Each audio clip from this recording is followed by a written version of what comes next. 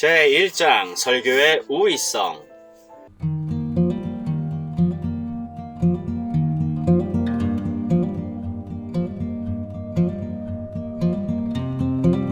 왜 내가 설교에 관해 강론할 용의가 있는지, 거기에는 여러 가지 이유가 있습니다. 설교는 내 일생의 사역이었기 때문입니다. 42년간 목회 경력 중에 나의 주요 임무는 설교하는 일이었습니다. 물론 그 기간 동안 전적으로 설교만 한 것은 아니었지만 그래도 설교하는 것이 가장 큰 일이었습니다. 게다가 설교하는 일은 내가 부단히 연구해 온 일이기도 합니다. 그 모든 기간 동안에 설교를 해봄으로써 나의 부족과 오류를 압니다. 그러므로 그 점은 필요한 나로 하여금 설교에 관한 전반적인 문제를 깊이 연구하고 토론하고 큰 관심을 불러일으키게 했습니다. 하지만 그 모든 것보다도 이 강의를 할 용의를 가진 데 대한 내 나름의 궁극적인 이유는 설교 사역이란 내게 있어 어떠한 소명보다도 가장 높고 위대하고 영광스러운 소명이라는 점입니다. 그 점에 대해 좀 더 부연하기 원한다면 나는 주저하지 않고 오늘 기독교회에 가장 절실한 요구는 진정한 설교다. 그것은 역시 명백하게도 세상이 가장 크게 필요로 하는 것이라고 말하겠습니다. 그 가장 절실한 필요성에 대한 진술은 우리가 함께 논의해야 하는 첫 번째 과제입니다. 설교가 어떤 필요성이 있느냐? 현대교회와 세상에서 설교는 어떤 위치에 있는가? 아니면 설교란 시대에 아주 뒤떨어진 것이 되어버렸는가? 그런 질문을 던져야 하고 생각해 보아야 한다는 사실, 바로 그것이 현 시점의 교회 상태가 어떻다는 것을 가장 잘 반영해주고 있습니다. 나는 바로 그 점이 현대 교회의 위험한 상태와 무기력함을 가장 잘 설명하는 것이라 생각합니다. 설교의 필요성에 대한 전체 문제, 또 목회에 있어서 설교의 위치가 이 시간에 다룰 문제이기 때문에 이것부터 시작해야 하겠습니다.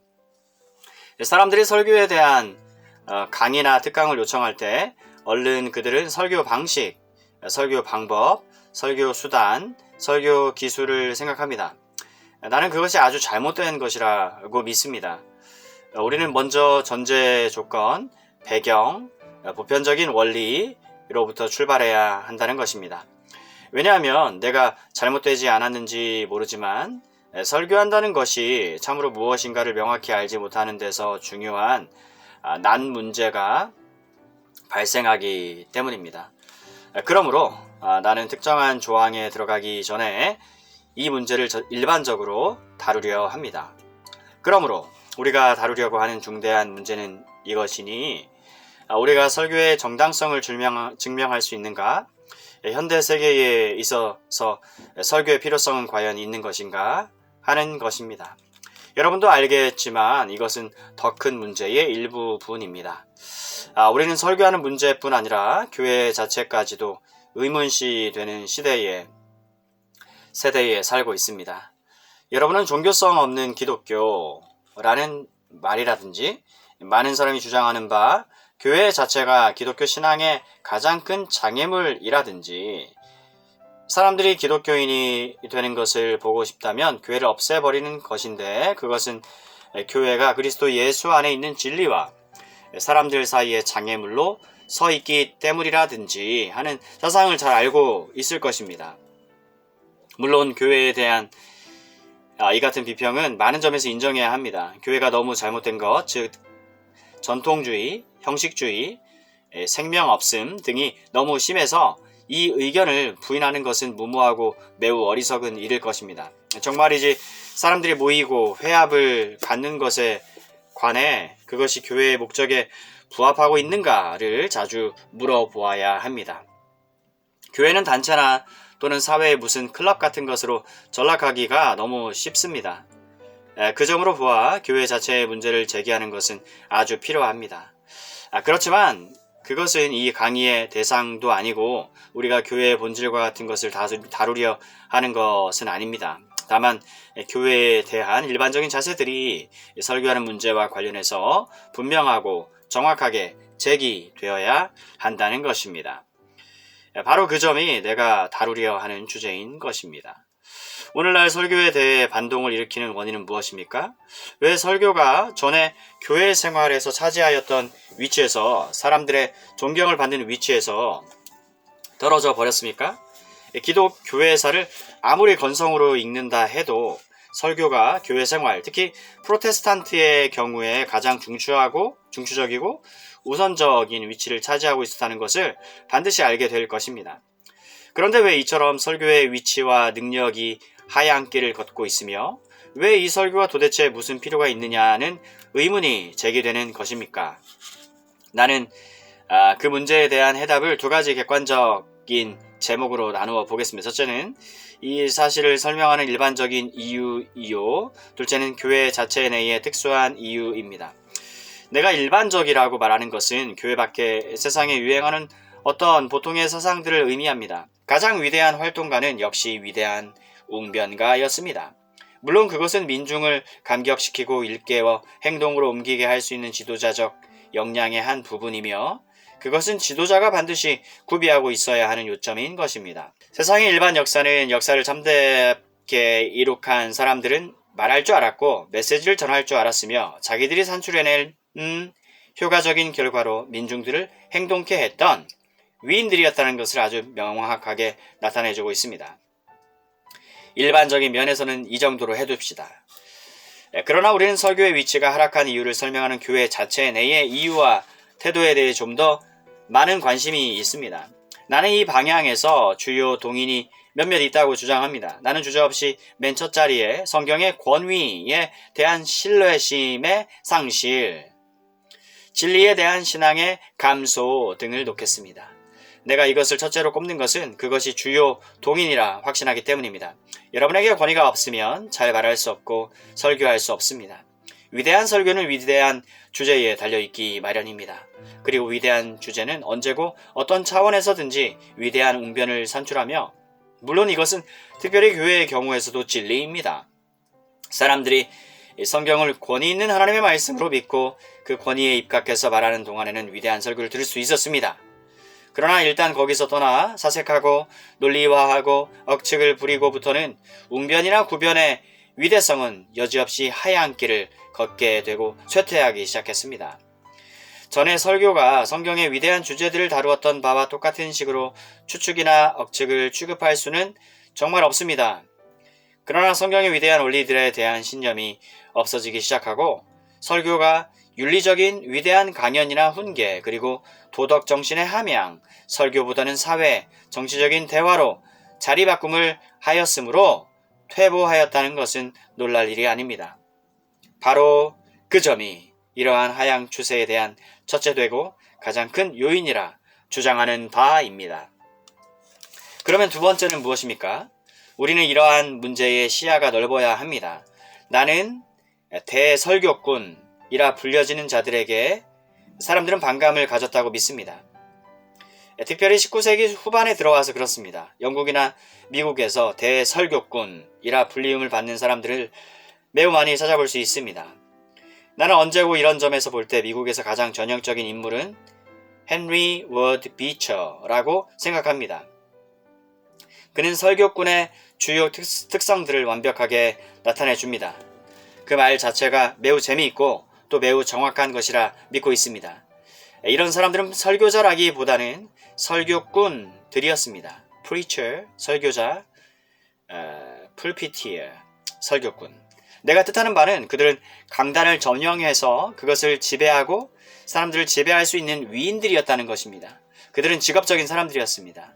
그들에겐 쇼맨적인 요소가 매우 많았고 집회를 인도하거나 사람들의 감정을 움직이는데 명수들이었습니다. 끝내는 자기들이 하고 싶은 대로 청중들을 움직일 수 있었습니다. 이제 나는 바로 이 점이 반감을 일으키게 한 것이라고 확신합니다. 그렇지 않을 리 없지요. 내가 설교를 보는 관점에서 볼 때 이런 설교꾼들은 구역질이 납니다. 오늘날 반감을 불러일으킨 데 대한 대부분의 책임은 여러 방면에서 볼 때 이들이 져야 합니다. 과거에 이런 일이 하나님의 말씀인 복음 설교에 뿐만 아니라 다른 방면에서도 일어났다는 것이 매우 흥미로운 주목거리입니다. 기독교회에 미친 힐랍 사상의 영향에 관해 에드윈 해치가 쓴 책에 아주 흥미로운 진술이 있습니다. 내가 생각하기에 아주 잘 표현하였다고 봅니다.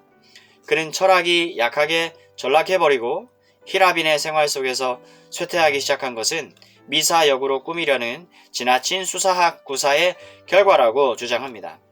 해추의 말을 인용해보면 다음과 같습니다. 역사를 좀 더 가까이 바라보면 수사학이 철학을 죽였다는 것을 발견할 것이다. 철학이 죽은 것은 단지 아주 적은 소수로 인해 그것을 참된 것이 정지를 당했기 때문이며 사상과 행동의 영역에서 해석과 문학의 영역으로 전락했기 때문이다. 표현하기 곤란한 진리로 감동되어 있기 때문이 아니라 그들이 훌륭한 문구의 전문가들이었고 또 훌륭한 문구가 가치 있는 시대에 살고 있었기 때문에, 즉 간단히 말해서 현학이 철학이 되었기 때문에 문학을 가르쳤다. 그러나 현학은 어느 특별한 시대에 있었던 것이 아니라 문학이 자라나는 토양에 깊이 뿌리박고 있는 것이다. 철학이나 종교의 어떤 새로운 이 일시적 자극이 주어지기가 무섭게 그것을 그대로 본따서 지나간 소리의 여운을 현재의 소리처럼 만들려고 노력하는 부류들이 일어난다. 그것은 기독교의 경우에도 매 한 가지이다. 이 점은 가장 중요한 요점입니다. 내가 생각하기에는 그것은 참된 설교에 미친 가식적인 설교주의의 나쁜 영향에 대해 지적하는 것과 아주 실제적 연관을 가지고 있는 것입니다. 여러분도 아시다시피 형식이 알맹이보다 더 중요하게 되고 웅변과 능변이 그 본질이 되어버려 결국 설교가 오락거리가 되어버렸습니다. 진리는 외면해 버려 그저 슬쩍 넘겨버리고 중요한 것은 모양이 되어버렸습니다. 나는 우리가 이 점에 대한 반감을 체험하고 있는 세대에 살고 있다고 믿습니다. 그리고 알맹이의 결핍과 형식과 표현에 대한 과민으로 참된 설교를 저질로 떨어뜨린 다음 대중설교 형태가 성행하던 20세기에 이 점을 계속해 왔습니다. 그것은 결국 내가 표현한 바와 같이 직업주의로 탈바꿈을 했습니다. 이제 나는 또 다른 요인은 참된 설교 내용과 sermon, 설교 행위, preaching에 대한 그릇된 개념이라고 주장하겠습니다. 그것은 같은 형식에 관한 문제인데 내가 언급해온 조잡한 방식을 말하는 것이 아니고 설교집의 발행이 설교하는 일에 나쁜 영향을 끼쳤다고 믿는 것입니다. 특별히 설교집의 발행을 두고 하는 말입니다. 1890년경 이후인가 봅니다. 스코틀랜드 신학교는 이 점에서 가장 큰 범죄자입니다. 그것은 다음과 같은 방식으로 일어났습니다. 문학적인 재질을 부여받은 사람들이 무의식적으로 강조점을 메시지의 진리성에서 문학적 표현으로 옮긴 것입니다. 그들은 문학적이고 역사적인 인유와 인용들에 지대한 관심을 기울였습니다. 다시 말해서 내가 뒤로 가서 말씀드리려 합니다만 이 사람들은 설교자들이라기보다 수필가들이었습니다.